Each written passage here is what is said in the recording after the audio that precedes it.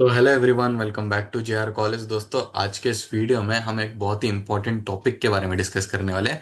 और वो टॉपिक है कि थ्योरी सब्जेक्ट्स को आपको याद कैसे करना है। तो देखो, इकोनॉमिक्स हो गया, ओसीएम हो गया, एसपी सब्जेक्ट हो गया, ये सारे सब्जेक्ट्स के जो आंसर होते हैं ना यार, ये लेंदी होते हैं। तो आपको इसको याद कैसे करना है, क्या स्ट्रैटेजी है, क्या तरीका है जिससे कि आप लॉन्ग आंसर्स, शॉर्ट आंसर्स को याद कर सकते हो। तो देखो, वीडियो के आप एंड तक बने रहिए। एक बोनस टिप में लास्ट में बोलने वाला हूँ जो कि इंपॉर्टेंट है, आपको कहीं ना कहीं हेल्प करेगा आपके बोर्ड एग्जाम में। तो वीडियो के एंड तक बने रहिए। और अगर आप इस चैनल पे नए हैं तो चैनल को सब्सक्राइब करो और वीडियो को लाइक करो। अगर कुछ डाउट्स आते हैं, अगर कुछ सवाल पूछना है तो कमेंट कर देना यार। चलो फिर वीडियो को स्टार्ट करते हैं। देखो, सबसे पहले क्या होता है कि जब भी हम थ्योरी को याद करते हैं, थ्योरी सब्जेक्ट जो होते हैं, जब भी हम याद करने की कोशिश करते हैं तो हमको नींद आने लगती है। होता है ना सबके साथ कि कोई आंसर है मेरे सामने, उसको मैं पढ़ते जा रहा हूँ और मेरे को नींद आ रही है। मिस्टेक आप क्या करते हो उसमें कि आपके सामने एक थ्योरी, एक लेंदी आंसर है, आप उसको पढ़ रहे हो। बस आप उसको पढ़ते जा रहे हो, पढ़ते जा रहे हो, आप रटने की कोशिश कर रहे हो, रट्टा मार रहे हो, रट्टाफिकेशन जो बोलते हैं। आप रट्टा मार रहे हो, इसके लिए आपको याद नहीं हो रहा। तो बेस्ट तरीका क्या है? आपके सामने कोई आंसर है, सबसे पहले उस आंसर को आपको समझना है। जैसे कि मेरे सामने एक पॉइंट है कि division of work, principle of division of work. तो मैं मतलब समझूंगा, principle of division of work का मतलब होता क्या है भाई। जैसे कि डिवीजन ऑफ वर्क का मतलब होता है ऑर्गेनाइजेशन के अंदर काम को डिवाइड कर दिया जाता है। एम्प्लॉयज जो होते हैं उनको डिवाइड कर दिया जाता है अलग अलग काम में, अलग अलग टास्क में। एम्प्लॉयज को हम डिवाइड करते हैं, काम को डिवाइड करा जाता है ऑर्गेनाइजेशन के अंदर, उसको डिवीजन ऑफ वर्क बोलते हैं। दूसरा आ जाता है principle of discipline. Discipline, principle of discipline, discipline से समझ में आ रहा क्या? कुछ रूल्स एंड रेगुलेशंस को फॉलो करना है। सही सुना आपने कि ऑर्गेनाइजेशन के अंदर रूल्स एंड रेगुलेशंस होते हैं, तो एम्प्लॉयज को उन रूल्स एंड रेगुलेशंस को फॉलो करना होता है। लॉ से अबाइड करना होता है, मतलब कानून के हिसाब से चलना होता है। तो ये सारी चीजें होती है जो कि एम्प्लॉयज को ऑर्गेनाइजेशन के अंदर करनी होती है दोस्तों। तो देखो, मैंने आपको दो पॉइंट एक्सप्लेन कर दिया। हेनरी फ्योल के प्रिंसिपल्स थे 14 प्रिंसिपल्स, उसमें से मैंने दो पॉइंट आपको एक्सप्लेन कर दिया। तो इसी तरीके से आपको ये 14 के 14 प्रिंसिपल्स, बहुत ही लेंदी आंसर है लेकिन आपको याद करने आना चाहिए। अभी मैं क्या बोल रहा हूँ, जो हेड पॉइंट्स होते हैं ना, उसको अच्छे से देखो, नीचे का एक्सप्लेनेशन को पढ़ो और अपने मन में एक्सप्लेन कर सकते हो तुम एग्जाम में। ऐसा नहीं कि जो उधर दिया है वही सेम टू सेम लिखना है, आप अपने हिसाब से एक्सप्लेन कर सकते हो दोस्त मेरे। देखो, तो मैंने पहला चीज क्या बताया, मैंने पहली चीज बताया कि रट्टा आपको नहीं मारना है। रट्टा नहीं मारना है, समझ के लो, हेड पॉइंट्स को समझो, उसके नीचे का एक्सप्लेनेशन अपने आप याद हो जाएगा। बस हेड पॉइंट्स को समझो अच्छे से। तो इधर लिखा क्या है मैंने, फर्स्ट अंडरस्टैंड देन लर्न। हाँ भाई, समझो ना पहले, मतलब प्रिंसिपल ऑफ डिसिप्लिन है तो उसको समझो। डिसिप्लिन का मतलब क्या होता है? नियमों का पालन करना डिसिप्लिन का मतलब होता है। फिर लर्न करो, उसके नीचे का एक्सप्लेनेशन फिर लर्न करो। लर्न करने के बाद भी उसको समझो, ऐसा नहीं कि लर्न कर रहे रट्टा मार रहे हो, उसको सेम टू सेम लिख के आ रहे। लर्न करने के बाद भी उसको समझो तुम अच्छे से, फिर तुम लोग कर सकते हो इम्प्लीमेंट। देखो, अभी मेरा एक टिप है। मैंने 93% जब स्कोर किया था ना अपने एग्जाम में, तो मैं क्या करता था पता है कि तुमको, लॉन्ग आंसर जो होते हैं ना, ये मैं रटते नहीं बैठता था, रट्टा नहीं मारता था। मैं भी सेम करता था, अभी जो तुमको बोला सेम करता था। मतलब एक लॉन्ग आंसर है, हेनरी फ्योल का 14 पॉइंट्स वाला आंसर है मेरे सामने, 14 प्रिंसिपल्स वाला। तो मैंने क्या किया, एक बार उसको पढ़ लिया अच्छे से, समझ लिया। पढ़ने के बाद में मैंने उसको समझ लिया, मतलब हेड पॉइंट्स देखा, उसके नीचे का एक्सप्लेनेशन समझ लिया। फिर उसको मैं एक पेपर पे लिखता था कि मेरे को आ रहा है कि नहीं। ये चीज करने के बाद में मेरे में कॉन्फिडेंस आता था कि हाँ, ये आंसर मैं एग्जाम में भी लिख सकता हूँ। क्या करना है तुमको, एक लॉन्ग आंसर देखा, उसको सबसे पहले पढ़ो। पढ़ने के बाद में समझो उसको, हेड पॉइंट्स को देखो, नीचे के एक्सप्लेनेशन को समझो। ये करने के बाद में एक पेपर लो और उस पर लिखो। लिखने के बाद में आप चेक भी करो कि प्रॉपर लिखा है क्या नहीं मैंने। उससे तुमको क्या होगा, मोटिवेशन आएगा, वो कॉन्फिडेंस आएगा। आपको लगेगा कि एग्जाम के अंदर भी ये क्वेश्चन आया तो मैं लिख सकता हूँ, ऐसा लगेगा आपको। तो ये चीज आपको इंप्लीमेंट करनी है मेरे दोस्त, ये चीज करके देखना, आपको कॉन्फिडेंस जरूर आएगा। जिसको लग रहा है ना कि मैं लॉन्ग आंसर याद नहीं कर पाता हूँ, तो ये चीज करके देखो यार, आराम से हो जाएगा। बस रट्टा मत मारो, समझो उसको, पढ़ो और समझो, तो उससे हो जाएगा सब। देखो, इधर भी लिखा है रट्टा नहीं, पहले कॉन्सेप्ट को समझो। रट्टा नहीं मारना है, पहले कॉन्सेप्ट को समझो। जैसे कि मेरे पास एक कॉन्सेप्ट है, तुमको एक्सप्लेन करता हूँ। डिजायर, डिजायर और डिमांड। डिजायर का मतलब क्या होता है? देखो, मेरे को बीएमडब्ल्यू कार लेनी है, लेकिन मेरे पास पैसे नहीं है लेने के। तो मेरा डिजायर होगा, बीएमडब्ल्यू कार तो जरूर लेनी है, इच्छा है कार लेने की। बीएमडब्ल्यू कार लेने की इच्छा तो है, लेकिन पैसे नहीं है, तो उसको बोलते हैं डिजायर। डिमांड, डिमांड का मतलब क्या? मेरा वड़ा पाव खाने का इच्छा है बहुत, प्लस पैसे भी है बड़ा पाव खाने के, तो इसको बोलते हैं डिमांड। इच्छा भी है और पैसे भी है, तो डिमांड। इच्छा है लेकिन पैसे नहीं है तो डिजायर। इस तरीके से समझो कॉन्सेप्ट को, इंटरेस्टिंग बनाओ यार। जैसे कि प्रिंसिपल्स ऑफ हेनरी फ्योल के तो मेरे को बहुत अच्छा लगता है। Authority, principle of authority, responsibility. तो हेड पॉइंट देखो, हेड पॉइंट के नीचे का एक्सप्लेनेशन आपको आराम से समझ आ जाएगा जब आपको हेड पॉइंट समझ आ रहा है। पहले हेड पॉइंट को समझने की कोशिश करो। अगर हेड पॉइंट समझ लिया तो एक्सप्लेनेशन आराम से अपने मन से तुम लिख सकते हो। फिर उसके बाद में डेली लाइफ के एग्जांपल्स डालो, जैसे कि ट्रेड हो गया। आप दुकान पे जाते होगे, आपके घर के आसपास जो दुकान है सामान खरीदने को जाते होगे, तो आप क्या करते हो उधर? जो शॉपकीपर उसको पैसे देते हो और सामान खरीदते हो। इसका मतलब क्या हो गया? ट्रेड। ट्रेड का मतलब क्या? Buying and selling of goods. Trade का मतलब क्या होता है? Buying and selling of goods. आप दुकान गए, पैसे दिया आपने और सामान खरीदा। इधर बाइंग एंड सेलिंग हो रहा है। बाइंग एंड सेलिंग हो रहा है, उसका मतलब होता है ट्रेड। इकोनॉमिक्स में एक चैप्टर है फॉरेन ट्रेड करके। तो ट्रेड का मतलब ये होता है buying and selling of goods. Next चीज, पहली चीज समझ गए। पहले समझो कॉन्सेप्ट को, फिर याद करने पे फोकस करो, लर्न करने पे फोकस करो। दूसरी चीज, लॉन्ग आंसर शॉर्ट आंसर्स को याद करने का, सिलेबस को अपने याद करने का है। सिलेबस को छोटे छोटे पार्ट्स में तोड़ो। जैसे कि ओसीएम में मेरे पास 8 चैप्टर्स है। सबसे पहले मैं जो इंपॉर्टेंट चैप्टर्स है, जैसे कि चैप्टर 4, चैप्टर 8, चैप्टर 7, चैप्टर 2, ये करूंगा। और इसमें भी मैं ऐसा नहीं करूंगा कि चैप्टर 4 आज मैंने करने का डिसाइड किया है तो पूरा के पूरा चैप्टर 4 कर दूं। ये पॉसिबल ही नहीं है, एक दिन में आप वो चैप्टर खत्म ही नहीं कर सकते।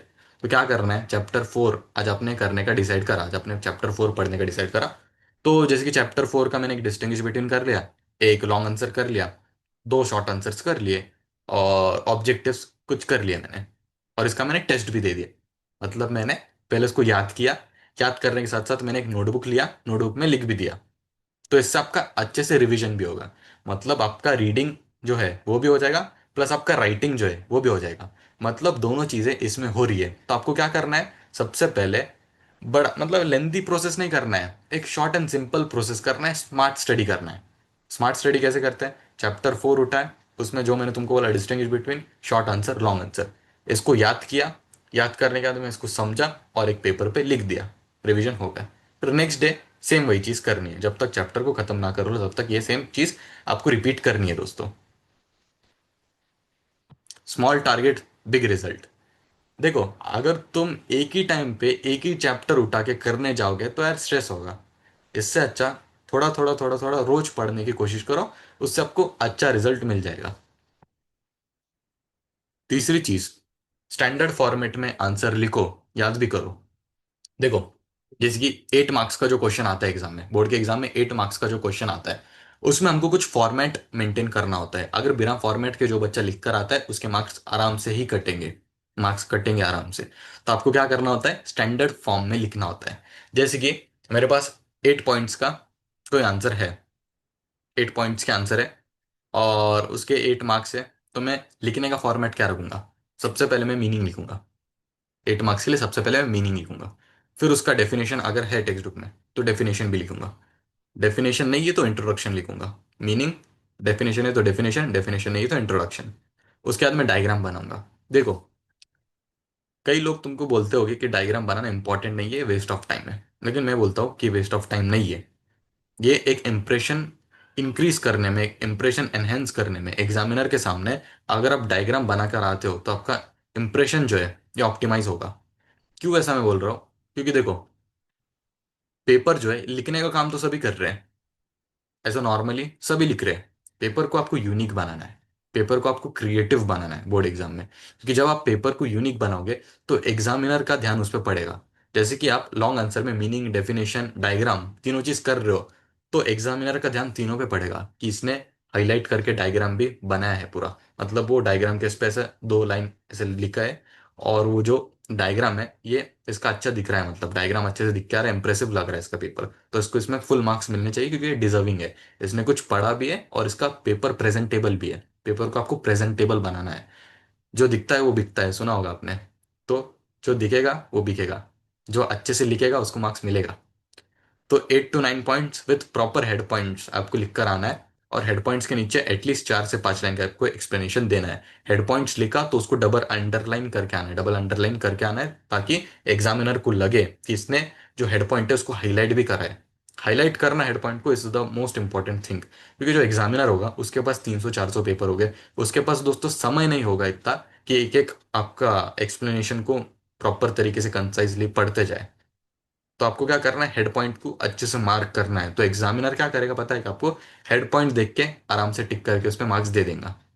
तो एक्सप्लेनेशन का ज्यादा टेंशन मत लो, हेड पॉइंट का अच्छे से याद करने का देखो। अगर आपको हेड पॉइंट याद होता है तो उसके अंदर का एक्सप्लेनेशन अपने आप आपको याद हो जाएगा।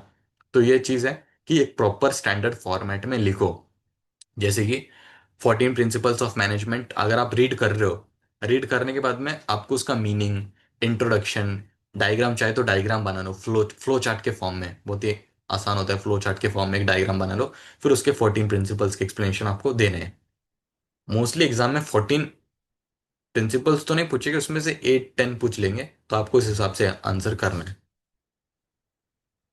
पॉइंट्स के कीवर्ड्स को याद करो, द मोस्ट इंपॉर्टेंट थिंग। जो हेड पॉइंट्स होते हैं उसको याद करना है। जैसे कि मैंने बताया प्रिंसिपल्स ऑफ मैनेजमेंट है, डिवीजन ऑफ वर्क को याद करो। डिवीजन ऑफ वर्क मतलब ऑर्गेनाइजेशन के अंदर काम को बांटा जाता है, डेलीगेशन ऑफ अथॉरिटी होती है, काम को बांटने का काम को बांटने का काम क्या बोल रहा हूँ, हाँ, जो टास्क होता है उसको बांटने का काम करा जाता है ऑर्गेनाइजेशन के अंदर। अथॉरिटी, अथॉरिटी मतलब क्या होती है कि एक सिंगल इंडिविजुअल के पास में कोई पोस्ट होता है, कोई पोजीशन होता है, तो उसके पास अथॉरिटी होती है। अथॉरिटी को हम बांट नहीं सकते, डिवाइड नहीं कर सकते, अथॉरिटी को हम असाइन नहीं कर सकते अथॉरिटी हमारी किसी को। लेकिन रिस्पॉन्सिबिलिटी जो होती है उसको हम असाइन कर सकते हैं। जैसे कि मुझे कोई काम मिला है लेकिन मुझे और भी लोड है दूसरे काम का, तो मैंने अपना टास्क ए को बी को असाइन कर दिया, उसका मतलब होता है रिस्पॉन्सिबिलिटी। अथॉरिटी तेरे अकेले के पास है, तेरा पोजीशन सीईओ का है, तो तू सीईओ के पोजीशन को असाइन नहीं कर सकते किसी को। डिसिप्लिन मतलब क्या, ऑर्गेनाइजेशन के अंदर आपको यार डिसिप्लिन से रहना होता है, तो आपको ये सारी चीजें फॉलो करनी है। हेड पॉइंट्स को याद करो, एग्जाम्पल के साथ में अंदर जो भी माल मसाला आप भरना चाहते हो भर सकते हो, लेकिन हेड पॉइंट आपको अच्छे से याद होने चाहिए। हेड पॉइंट याद करो, एक्सप्लेनेशन अपने मन से लिख दो यार, कुछ भी नहीं लिखना, कंसाइजली प्रिसाइजली जो भी है आपको आपके हिसाब से लिखना है। एग्जाम्पल देना चाहो तो दे सकते हो हेड पॉइंट्स के नीचे। अगर आप एक्सप्लेनेशन लिख रहे हो उसके भी नीचे एग्जाम्पल दे रहे हो तो इंप्रेशन और भी बढ़ेगा। बोनस टिप में वही है, बोनस टिप में जो ये वीडियो के एंड तक बना है, तो आपको कमेंट में क्या लिखना है, बोनस टिप याद हो गया, ऐसा लिखना है कि भैया मुझे बोनस टिप याद हो गया। तो देखो बोनस टिप में क्या है, एग्जाम्पल लिखो। देखो मैंने जब 93% स्कोर किया था अपने बोर्ड एग्जाम में, तो मैं हर एक पॉइंट के नीचे एग्जाम्पल लिख के आया था। एग्जाम्पल पढ़ा था नहीं टेक्स्ट बुक में से, लेकिन खुद के एग्जाम्पल मन में बनाकर मैं लिख के आ रहा था, इंप्लीमेंट कर रहा था मैं, ताकि एग्जाम्पल आप जब लिखोगे। मैंने क्या किया था, हेड पॉइंट जो थे, देखो मेरा फॉर्मेट बता दो, मीनिंग लिखा था मैंने भी, डेफिनेशन लिखा था, डायग्राम ड्रॉ किया था, फिर उसके बाद में मैंने हेड पॉइंट्स के साथ में अंदर से अच्छा एक्सप्लेनेशन लिख के आया था। हेड पॉइंट्स को डबल अंडरलाइन किया था, एक्सप्लेनेशन के नीचे एग्जाम्पल भी लिखा था, ताकि एग्जामिनर का इंप्रेशन अच्छा बने उस पर। एग्जामिनर अगर उसको देखेगा तो सोचेगा कि बच्चा डिजर्विंग है, 8 मार्क्स ये डिजर्व करता है आंसर में, तो इसको मार्क्स देने चाहिए। आपको सेम चीज करके आनी है मेरे दोस्त, एग्जाम्पल लिखना है, एग्जाम्पल इज वेरी इंपॉर्टेंट। कई लोग सोचते हैं कि एग्जाम्पल इतना इंपॉर्टेंट नहीं है, ये नहीं लिखूंगा तो भी चलेगा, लेकिन मैं बोलता हूँ कि एग्जाम्पल इंपॉर्टेंट है, क्रूशल है, तो आपको लिख के ही आना है। जैसे कि एक इन्फ्लेशन का एग्जाम्पल, टमाटो का प्राइस इंक्रीज हो गया, एग्जाम्पल लिख दो। इकोनॉमिक्स में लिख सकते हो डिमांड का एग्जाम्पल, आईफोन का न्यू मॉडल आया तो उसका डिमांड बढ़ गया, सब लोगों को खरीदने के पीछे है। जैसे कि iPhone 17 आया, उसका डिमांड हाई है तो लोग भी खरीदेंगे उसको। एग्जाम में राइटिंग स्पीड मेंटेन करनी है एंड नीटनेस भी मेंटेन करना है। एक और चीज, हैंड राइटिंग जो होती है एग्जाम में, ये मैटर इतनी भी नहीं करती है। अगर आपकी हैंडराइटिंग नीट है, मतलब अंडरस्टैंडेबल है, आप जो लिख रहे हो वो सामने वाले को समझ आ रहा है, तो इतना मैटर नहीं करेगा। लेकिन आप जो लिख रहे हो वो सामने वाले को समझ आ रहा ही नहीं है तो मैटर करेगा। क्योंकि आप जो लिख रहे हो तो एग्जामिनर को समझ आ जा रहा है तो मार्क्स दे देगा, लेकिन आप ऐसा गंदी खिचड़ी उधर लिख के आ रहे हो कि जो कि एग्जामिनर को भी नहीं समझेगा। नहीं, आपने कंटेंट अच्छा लिखा है, अंदर आपने एकदम precisely up to the point लिखा है, लेकिन हैंडराइटिंग के वजह से, हैंडराइटिंग के वजह से टीचर को समझ नहीं आ रहा है, तो मार्क्स काटेंगे ही काटेंगे। मेरे एक स्टूडेंट के साथ में होता, मेरा एक स्टूडेंट ही था पिछले साल का, उसकी हैंडराइटिंग मतलब अच्छी नहीं थी, कंटेंट अच्छा था लेकिन हैंडराइटिंग अच्छी नहीं थी, तो उसके मार्क्स कटे थे यार। तो हैंडराइटिंग अंडरस्टैंडेबल रखो, मैटर इतना नहीं करता है लेकिन आपको अंडरस्टैंडेबल रखना है। अंडरस्टैंडेबल आप हैंडराइटिंग रखोगे तो सामने वाला एग्जामिनर जो आपको मार्क्स दे देगा। क्योंकि मेरी भी ऐसी ही थी यार, मेरी सिचुएशन जो थी सेम ऐसी ही थी। राइटिंग मेरी इतनी अच्छी भी नहीं थी लेकिन अंडरस्टैंडेबल थी, तो अंडरस्टैंडेबल रहने की वजह से मैं प्रेजेंटेबल भी बनाता था पेपर। प्रेजेंटेबल, हैंडराइटिंग अंडरस्टैंडेबल, तो examiner will definitely give you the marks. तो ऐसा करना है आपको, पेपर को प्रेजेंटेबल रखना है, हैंडराइटिंग को अंडरस्टैंडेबल रखना है, एक नीट एंड क्लीन आपको वे में जाना है। Diagram, meaning, definition, head points को डबल अंडरलाइन कर दिया। ये सारी चीजें, ऑब्जेक्टिव्स जो है ये समझ में आना चाहिए ना, सीक्वेंस होना चाहिए कि ऑब्जेक्टिव्स किया, मैच द फॉलोइंग वगैरह, फिल इन द ब्लैंक्स वगैरह। फिर उसके बाद में एक्सप्लेन द टर्म हो गया, फिर उसके बाद में डायग्राम, डेफिनेशन, मीनिंग, ये हर एक जगह पे प्रॉपर तरीके से लिखा है। फिर वही सब चीजें देख के आपको टीचर मार्क्स एलोकेट करेंगे। एग्जाम्पल, बोनस टिप में एग्जाम्पल ठीक से लिखो, और दूसरी बोनस टिप पे हैंडराइटिंग जो है ये अंडरस्टैंडेबल रखो, पेपर प्रेजेंटेबल रखो। ये बोनस टिप है मेरा। चलो फिर दोस्तों, जेआर कॉलेज को सब्सक्राइब कर देना, अगर वीडियो पसंद आता है तो लाइक जरूर करके जाना। एंड नेक्स्ट टॉपिक में आपको किस, मतलब नेक्स्ट लेक्चर में आपको किस टॉपिक पे वीडियो चाहिए ये जरूर बताना। मैं उस वीडियो लेके आऊंगा, मतलब उस टॉपिक पे वीडियो लेके आऊंगा दोस्तों मेरे। एंड वीडियो कैसा लगता है जरूर बताना कमेंट में।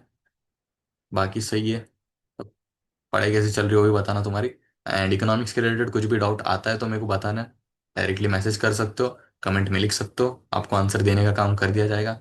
टिल देन बाय बाय, चलो फिर मिलते हैं नेक्स्ट वीडियो के अंदर।